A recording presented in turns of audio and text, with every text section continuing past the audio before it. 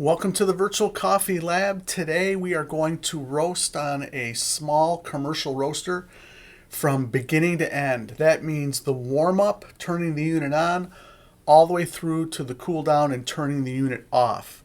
So for those of you who have ever been interested in possibly getting a small sample roaster or any kind of a drum roaster that you would want to roast on at home, this is the video for you, and let's get to it.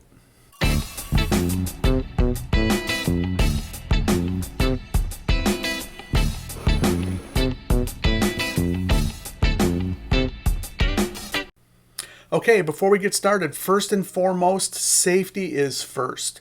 And I have a fire extinguisher next to my roaster mounted on the wall. It's ready and available at all times. Roaster fires are a possibility. I've never had one, but I'd be prepared in case there is one that occurs. Okay, so there's a few things that I use in order to have my roasting experience really dialed in.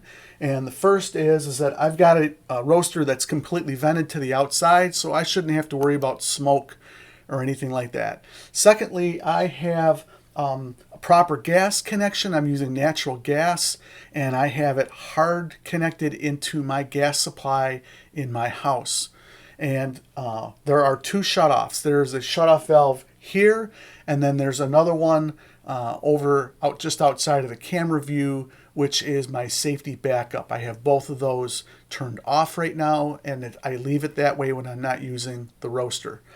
And then third, I'm using Artisan, and I have a laptop that is connected to my roaster, so we'll be able to monitor the roast during its process. Okay, the first step is to turn on the gas. Now I've already opened up the valve that's outside the camera view, and so I'm going to take this valve and I'm going to turn it a half a turn, and that is going to allow gas to come into the roaster. It's off right now because the roaster shuts it off automatically with its own solenoid gas valve. But when I power the roaster on and when I tell it to start roasting, then the gas is allowed to come in through the machine. Okay, so we're going to turn the power on. We're going to wait for this to set itself, and I'll know that when this shows a temperature. And there's our temperature. The next step that I'm going to do is to turn on the drum.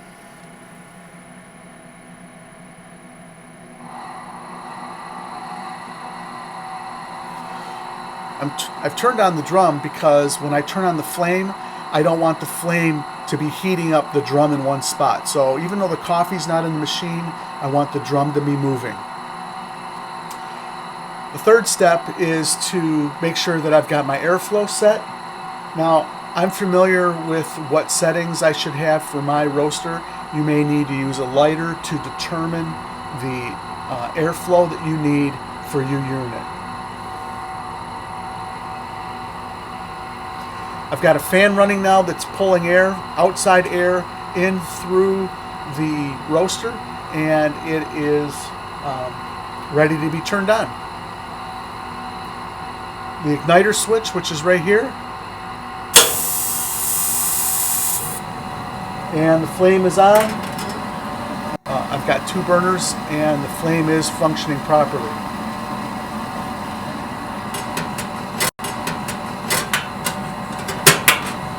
And then the last step that we do for warm up, because this is the step where we're in the step where we're starting the unit and we're going to let it warm up, is I'm going to turn my gas down.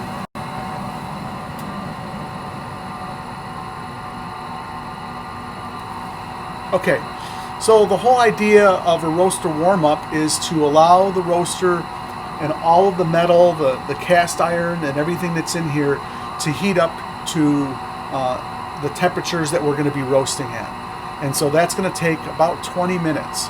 So when we come back, the roaster should be ready to go, and then we'll get into the next step, which is getting our software set up and then getting our coffee measured out and ready to go. The roaster is pretty much warmed up. It's been about 20 minutes, 25 minutes. I've actually brought it down. Once it preheated, I actually turned off the gas, let it cool a little bit, and now I'm ramping up to my my roast target charge temperature, the temperature I want when I drop the coffee into the roaster, and that's going to be about 380 to 385 degrees. So I'm roasting a decaf. So this is from Sweet Maria's. This is actually a family member who drinks decaf. They wanted me to roast them some decaf, so I'm going to do that today. This is an Ethiopian Swiss water processed decaf. There's a pound left in here. I measured it out just to make sure, but I roast a pound at a time on this roaster. I always have a scale that I use when I weigh out my coffee, and I have a graduated pitcher that I use to pour the grounds in. And so I'm just gonna, because I've already pre-measured this, I'm just gonna go ahead and load the pitcher.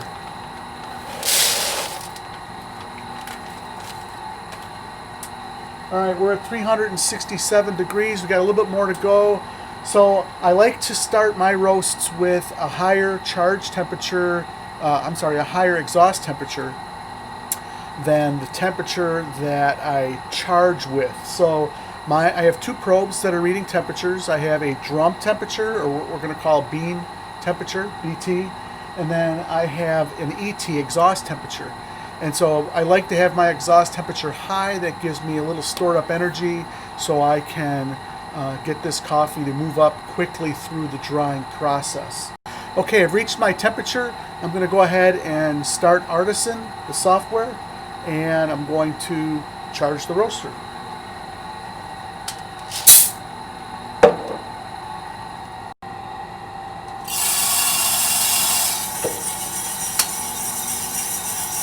Okay, I'm going to do a soak on this. That means that for the first 30 seconds or so, I'm not going to have any gas on at all. The beans are adapting to the temperature. They're warming up. They're huddling together, absorbing all the heat that's in the drum. And then we're going to go ahead and turn on the burners to about 80% of its capability. So instead of 100% gas, it's going to be 80% gas.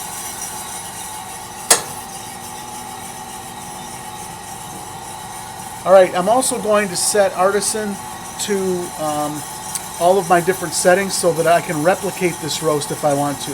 So I'm going to set my power. I'm going to set my speed, my drum speed, and I'm going to set my fan. So I've marked these in Artisan, and that way I'll be able to reference those the next time I want to roast. Okay, so for this next 4 minutes or so, the coffee temperatures are going to rise. The beans are going to go from a green state to dry, which is full yellow. For me, it's full yellow is what I call dry. Okay, we're getting close to dry right now, so dry goes quick. And this is all just my own style of roasting. Everybody's going to do it a little bit differently. But we're at 4 minutes right now.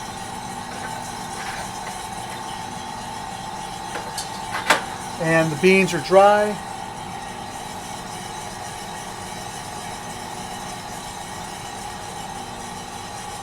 So I've marked dry on Artisan, and I have reduced my temperature.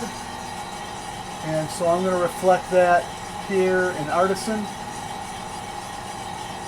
And I'm going to start to let this heat. I'm still building up heat. I'm still, I still have a rate of rise, but I'm slowing that rate of rise down now so that from dry until first crack, I'm going to try to stretch it out to be about 2.5, 3 minutes.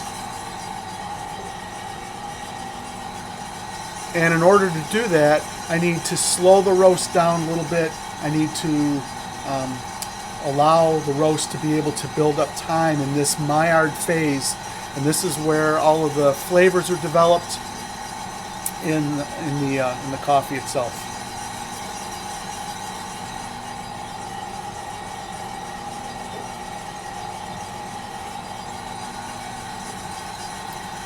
I want to get my rate of rise down to about 12. 12 to 13 by the time first crack starts. The blue line represents the rate of rise. The dark blue line that's climbing is my bean temperature, and the red line is my exhaust temperature. Okay, first crack is just starting right now. So I went ahead and marked Artisan, and we're going to try to get about 15 to 20% development.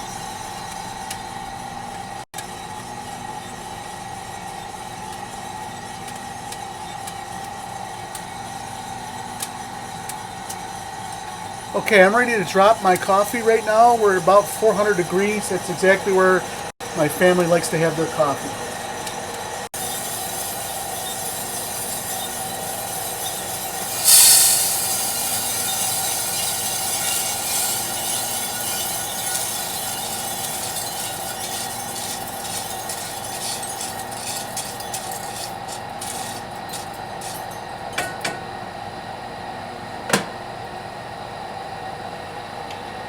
I have an electric fan that allows me to cool the coffee. As soon as it comes out of the roaster, I could sit here and stir it if I want. But what I found to be most effective is just to lay it nice and level and flat inside of the roasting tray. And the cool air gets pulled through the beans and it cools quicker, actually. If I create pockets, open pockets, all the air is going to want to draw through that open pocket.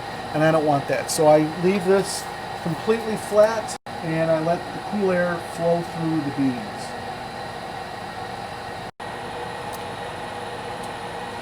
Okay, well this roast went a little quicker than I normally would roast the coffee. It's kind of hard to roast and do the video at the same time, but at least it gives you the general idea of the process that goes through. Let's take a look at Artisan for a second, and then we'll be able to see a little better about what happened with this roast. You can see each of the main steps marked in Artisan.